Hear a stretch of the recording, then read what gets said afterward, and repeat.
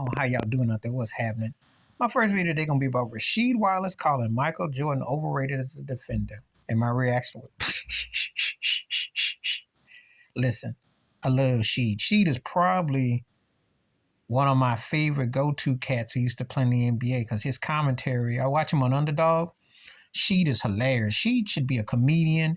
Sheed is funnier than Cat Williams will ever be in a lot of these comedians because he got some funny stuff. And if you think about it, he was more Cat Williamson without trying to air out, but he airs out what the NBA did. He called David Stern. What I love about Sheed is, see, unlike the tap dancing of Cat Williams and some of the other black entertainers do, they have a tendency never to talk about the white folks who be running stuff. So I give Sheed his due. He will always get a pass from me for calling out David Stern's janky behind and Adam Silver's janky behind. He gets high dap because we know the fix was in. Having said that, though, Sheed is a huge Scottie Pippen apologist. And I must say it again. Has Scottie led those Blazers in 2000, especially when peak prime Shaquille O'Neal? And for my money, and one of the only times I will agree with Skip Bayless, if Shaq's considered the top 3 greatest players ever, or top 4 or 5, in my personal opinion, he is. Because his window, he was beasting and feasting, okay?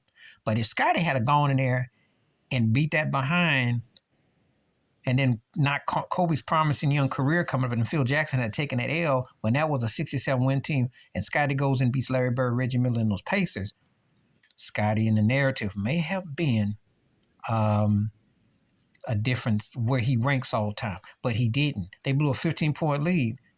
Well, where I'm going with this is this. Yes, Scottie was big against the Lakers when he switched on Magic in that first finals, and he was big against the Pacers, against Mark Jackson stuff. But make no mistake about it, Michael Jordan stole rocks, defended greatly. Okay? Greatly. As a matter of fact, as you know how I feel about Dwayne Wade, who's tied with Kobe for me as the second greatest 2-guard behind Jordan, because Jordan really doesn't have a peer. Okay? As far as 2 guards go, he has no peer. But Dwayne Wade broke Jordan's record for block shots. Let that sink in. Okay? Michael Jordan was on the rock as a defender. And don't try to make Michael Jordan out to be Steph Curry or James Harden. Well, I'll say Harden because a great offense does be good defense. So what Curry does, he turns you over so quick that he's actually kind of underrated on defense. Curry will get a couple slaps on you. He's not bop on James Harden. It was by accident. Okay. You know, it's almost kind of like when Deion Sanders would actually make a tackle, because Deion was one of the greatest players ever, but it's because he could jump on the rock, an instinct of a quarterback. It wasn't because he tackled you per se. But another story in the video. But let's just stick to this. No one ever called Michael Jordan overrated as a defender, okay? Now, was he sitting there like Gary Payton necessarily locking your butt up? Well, he did enough to nudge you. You weren't going to go over there on him.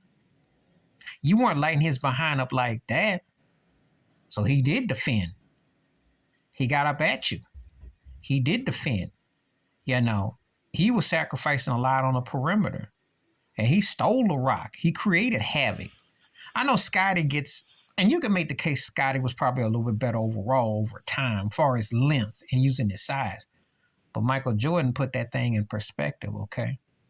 So I'm not going to sit here when a guy did win Defensive Player of the Year and Jordan covered bases, okay? You know. But this Scottie Pippen, I know that Rasheed, and I've seen a couple of things where he gives Scottie a lot of, and I'm cool with that, you know, because he took them youngins under his wings in Portland and choked.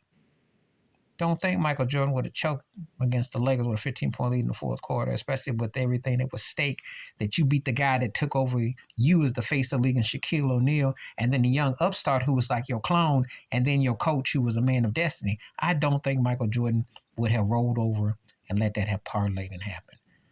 But anyway, I can't have Sheed must have been snorting the good stuff.